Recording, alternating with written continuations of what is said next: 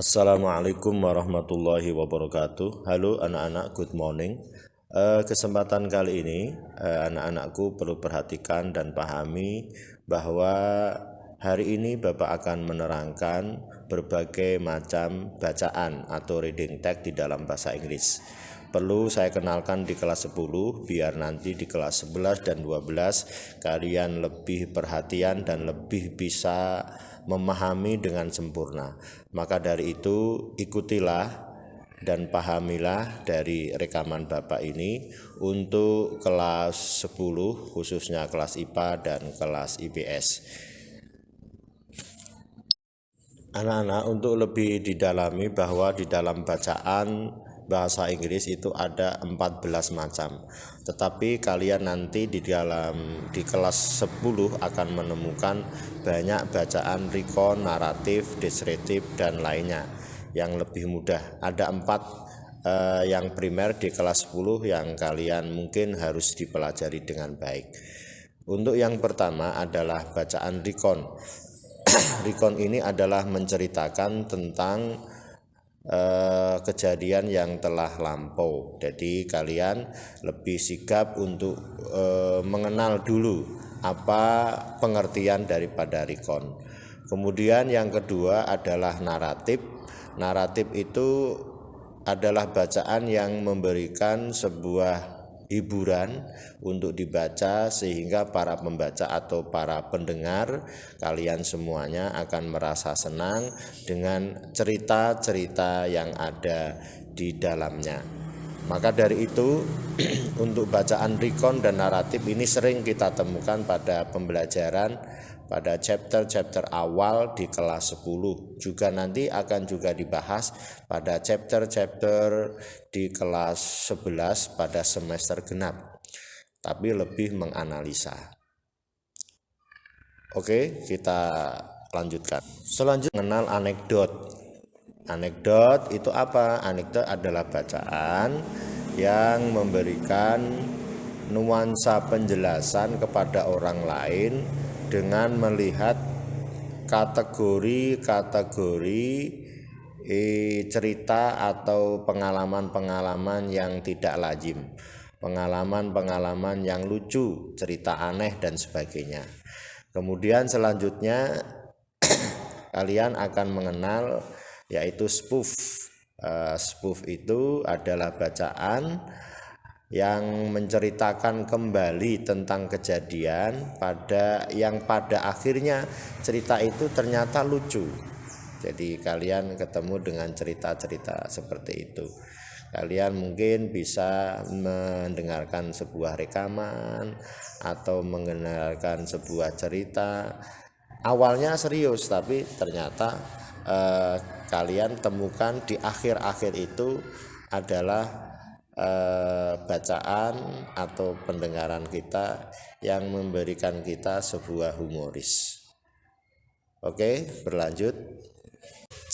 Deskripsi ini sering kita temukan banyak di dalam bacaan-bacaan yang mudah ini.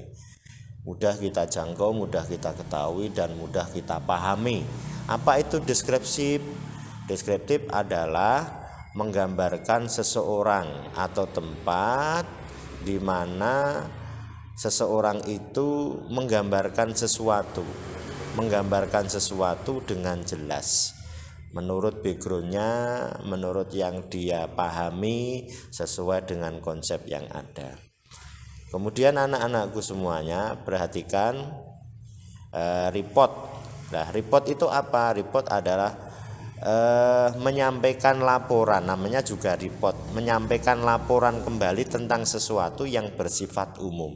Jadi gejala-gejala umum yang sifatnya itu adalah perbuatan manusia atau mungkin kejadian yang ada di lingkungan kita semuanya. Bacaan yang menunjukkan bagaimana cara melakukan sesuatu. Yang penting kalau ada nanti the first, the second, the third, itu yang pertama, yang kedua, yang ketiga, next, kemudian itu adalah prosedur.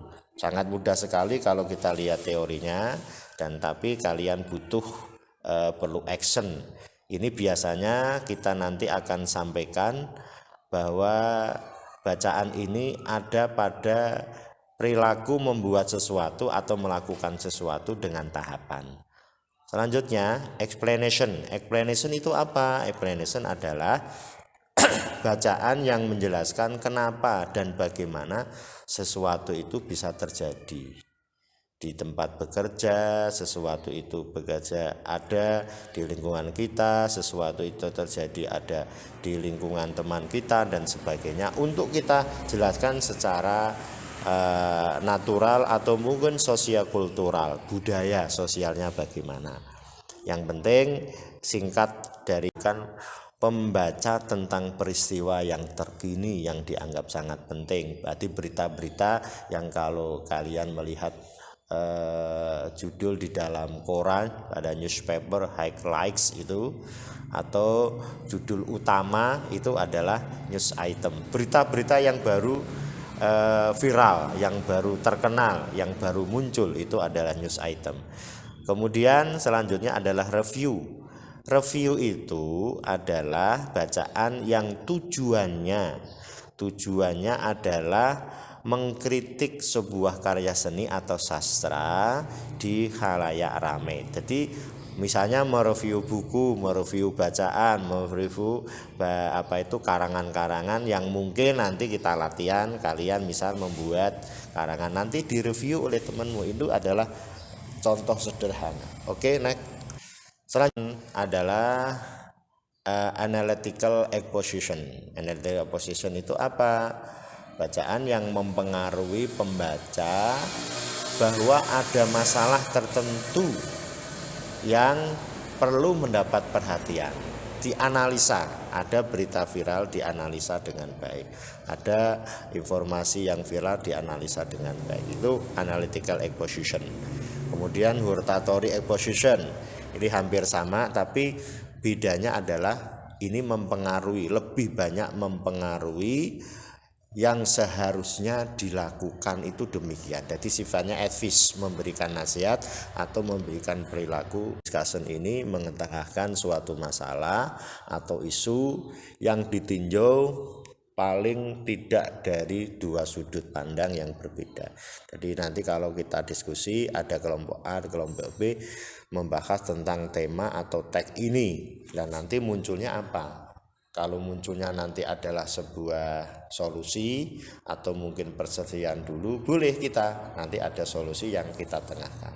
Kemudian yang terakhir adalah bacaan komentari. Komentari ini namanya juga komentar, menjelaskan proses evolusi yang merupakan fenomena yang terjadi. Jadi kalian bisa melihat kalau komentar-komentar misalnya yang paling mudah di WA ataupun di Google Classroom atau yang lainnya, itu ada yang namanya komentar seperti ini bagaimana dan sebagainya.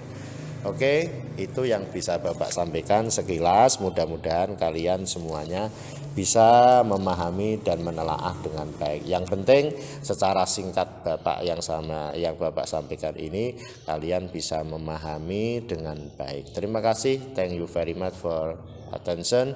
Assalamualaikum warahmatullahi wabarakatuh.